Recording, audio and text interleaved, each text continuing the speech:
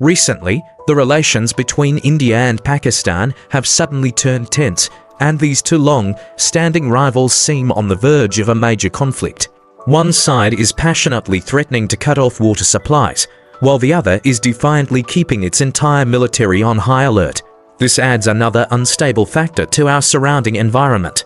There are all kinds of speculations about the India-Pakistan situation online, but most of them are just repetitive and unsubstantial remarks, like it's very possible that India and Pakistan will fight, but it's also unlikely, which offer no real insights.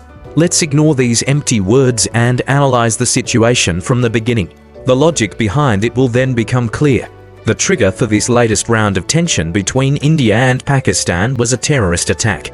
On April 22nd, a group of militants opened fire on tourists with machine guns near the Pahalgam scenic area in the Jammu and Kashmir region, resulting in a tragic loss of 26 lives. Less than 24 hours after the attack, on April 23rd, India hastily concluded that Pakistan was involved in the terrorist incident. Subsequently, India quickly announced the suspension of the Indus Waters Treaty, a key water-sharing agreement between the two countries. It also closed border crossings and expelled Pakistani personnel. Pakistan didn't back down either, vowing to take resolute and reciprocal measures in response. Just like that, the long-con situation on the South Asian subcontinent suddenly turned tense. On April 24th and 25th, India and Pakistan engaged into exchanges of fire within just 2 days, casting a dark cloud of war over the region. On the 26th, images emerged of Indian military trains transporting self-propelled 203mm howitzers towards the India-Pakistan border. Indian media also cited military sources reporting that between the night of the 26th and the early morning of the 27th, soldiers from both countries exchanged fire multiple times with light weapons near the line of control in Kashmir. So, the big questions remain. Are India and Pakistan really going to start a full-scale war? What are the chances of the South Asian subcontinent being engulfed in flames? And how will this latest tension between India and Pakistan affect China? Let's take a detailed look. Let's digress a bit first. Due to the 2,000-kilometer-long Himalayas, with its continuous snowy peaks towering into the clouds, events in the South Asian subcontinent often seem very distant from us. After all, these are two distinct civilizational worlds. The Hindu civilization rarely has direct interactions with East Asia. Although India is our neighbor, the Himalayan barrier makes it seem much farther away psychologically. But this is just an appearance. It's because some forces have been keeping the potential threats at bay. Through years of observation, we should understand the true nature of our relationship with India. We can't overestimate this country, nor can we underestimate it. With a population of 1.4 billion and a land area much smaller than that of China, as a developing major power, India, by its very nature, can't be expected to stay passive and submissive. Given its national character, if it ever gets the chance, it will not hesitate to try to gain an advantage at China's expense. So, remember, don't underestimate the ruthlessness of our adversaries, and don't overestimate their intelligence. Among all countries in the world, India is one of those that most eagerly hopes for China to stumble. Driven by some rather irrational ambitions and extremely strong nationalist sentiments, India has unreasonably regarded China as the biggest obstacle to its rise. Whether in terms of geopolitics or industrial distribution, there is a strange perception among Indians. They believe that if China didn't exist, India would naturally occupy China's current position. In their view, without China, India would surely be a permanent member of the UN Security Council. Geopolitically, India thinks it could dominate not only Southeast Asia, but also East Asia. In terms of industrial economy, they imagine that India would become the world's factory. They never stop to consider what China has done to achieve its current status and are instead overly convinced that if China weren't in that position, it would rightfully belong to them. This kind of thinking is hard for us to understand, but within the context of Hinduism, it seems reasonable. In the logic of Hinduism, accepting one's fate is the highest principle. There's no need for effort or struggle. What's meant to be yours will be yours. This is precisely how many Indians, deeply influenced by Hindu ideology, think. However, the real world doesn't operate according to the logic of any single religion. It has its own rules. India's paranoia and naivety in international politics often make it an easy target for manipulation.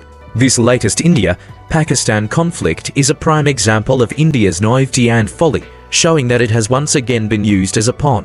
When talking about this round of conflict, we can't ignore one person, US Vice President James David Vance.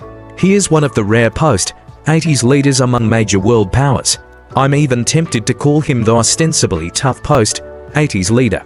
But his actual capabilities are quite concerning, and he has caused a lot of trouble for the Trump administration. But let's put that aside for now. Recently, he has been like a jinx on the international stage.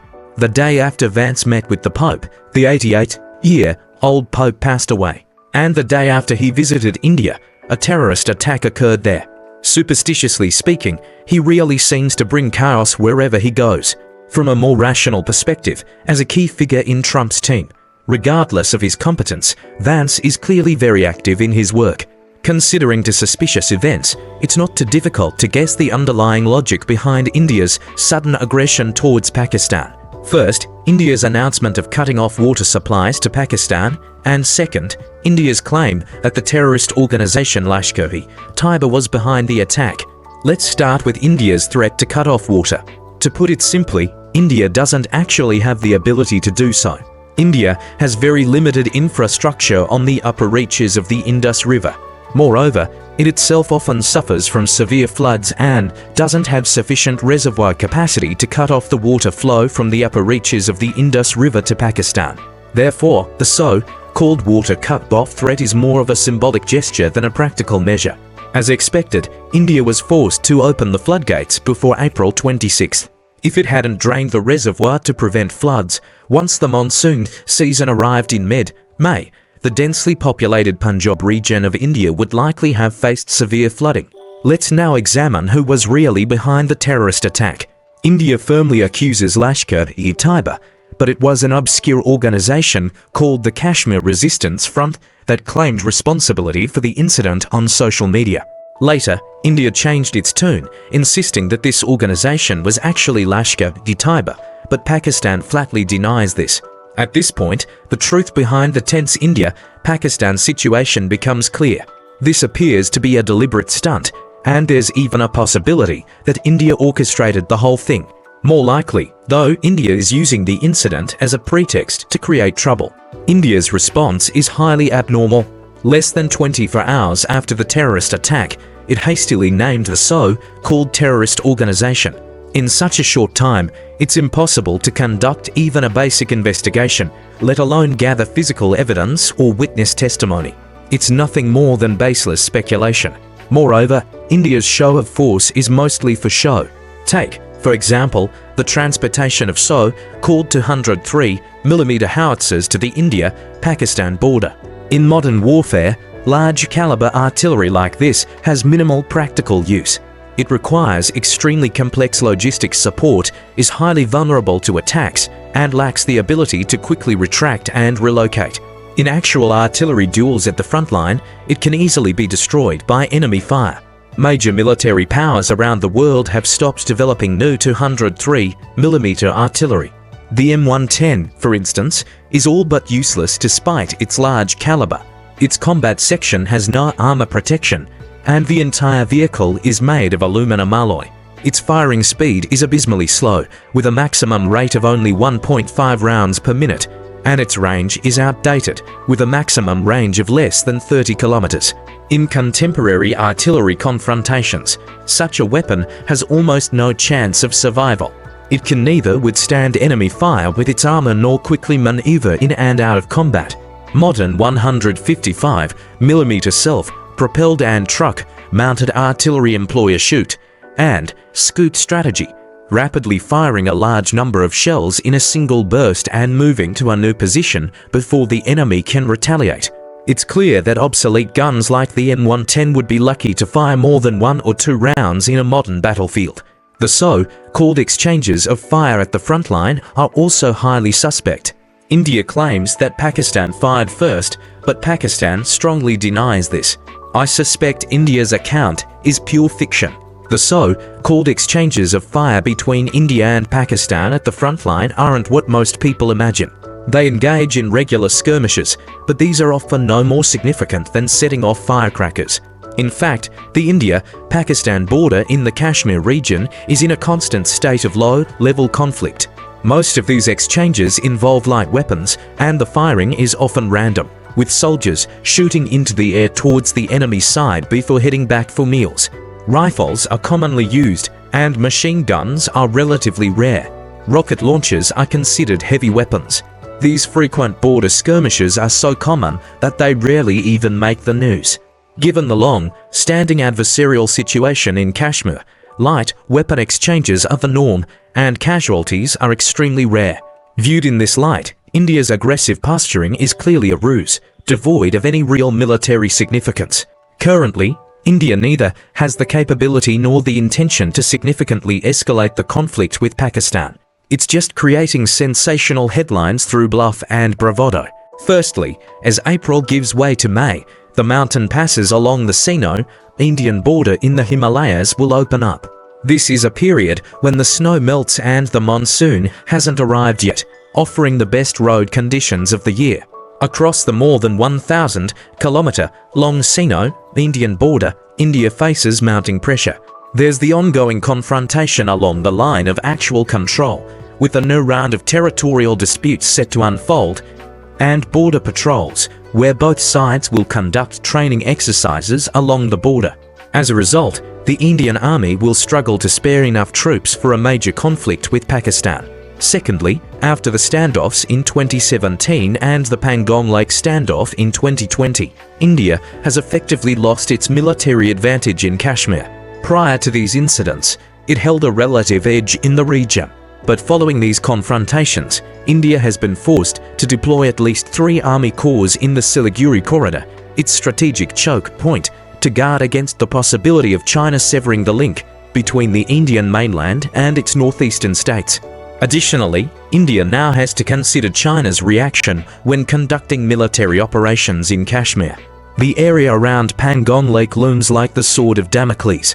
After the 2020 standoff, China has built a substantial number of military facilities, enough to deploy 1 to 3 combat assault clusters. This has compelled India to rein in its actions in Kashmir. Furthermore, there have been no significant signs of troop reinforcements from India so far. The military build-up on the Pakistani front shows no major deviations from peacetime levels. At least in the short term, India lacks the capacity for a large-scale offensive.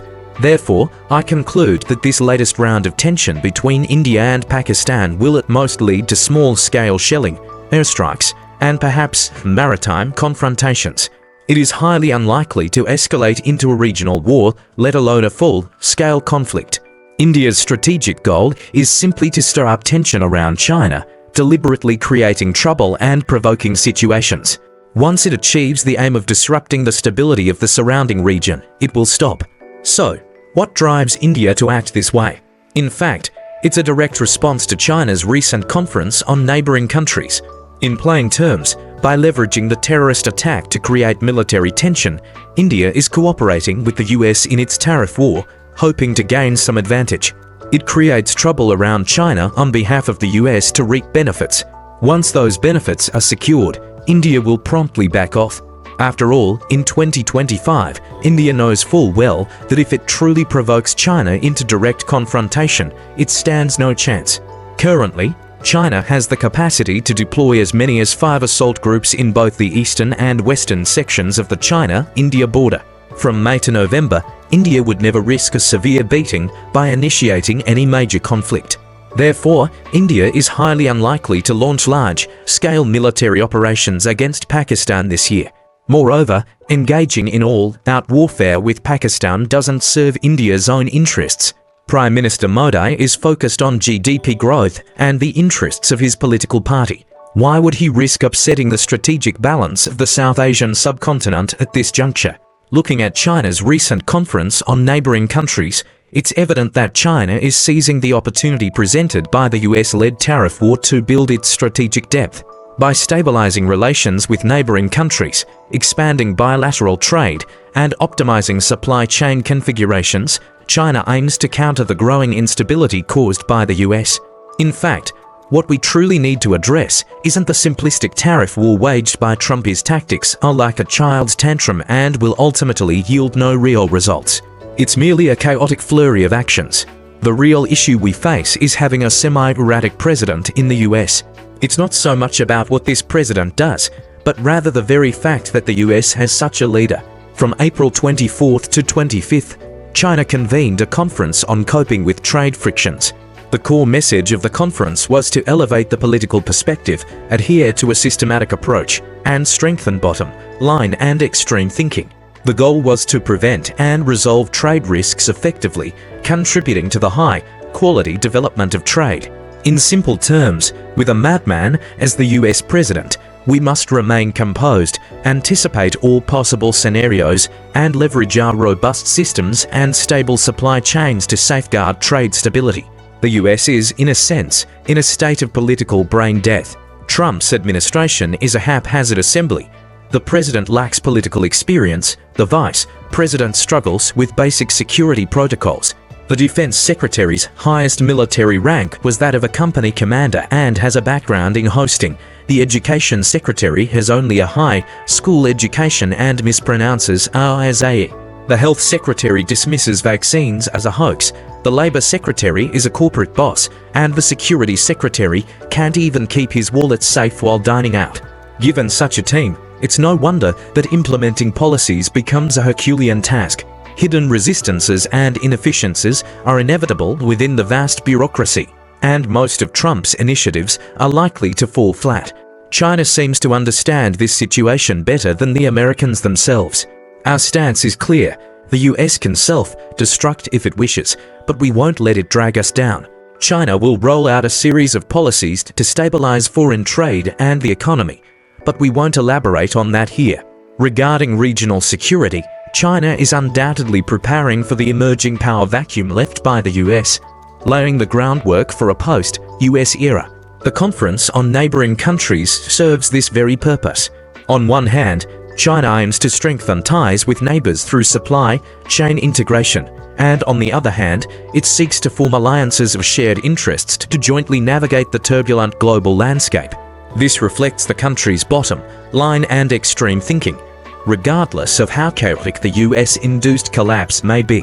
At the very least, an economic bloc centered around China's complete industrial chain, with ASEAN and other neighboring countries as members, can maintain a basic internal circulation, covering the entire process from raw materials to manufacturing and consumption. This would create a stable haven amidst the global chaos. The US response is rather amusing. It has turned to India. In both political and economic terms, the gap between India and China is significant. India has neither established amicable relations with China nor reaped the benefits of China's economic rise. Unlike Vietnam, which recognized China's strength after their border conflict and promptly joined the wave of China's economic growth, albeit gaining more modestly, India, influenced by its deeply ingrained religious worldview, remains defiant. To China, India is currently a peripheral presence, neither crucial nor negligible. Thus, using India to create trouble became the US's only viable option. The Philippines is too small to pose a significant threat to China. Japan and South Korea are too shrewd to act as pawns for the US without hesitation. Taiwan is too sensitive, and any rash move could trigger unpredictable consequences. And most other neighboring countries have taken a pragmatic stance and sided with China.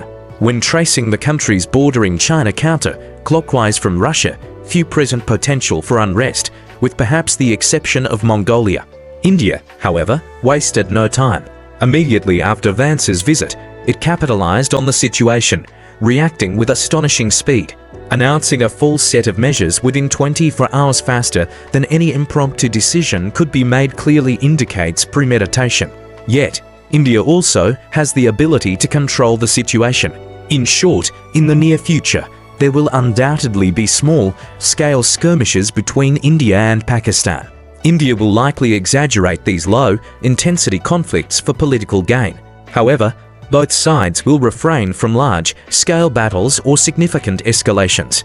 The scope and intensity of the conflict will remain tightly controlled. Once the US promised benefits materialize, India will quickly back down. That, in essence, sums up the current state of the India-Pakistan conflict.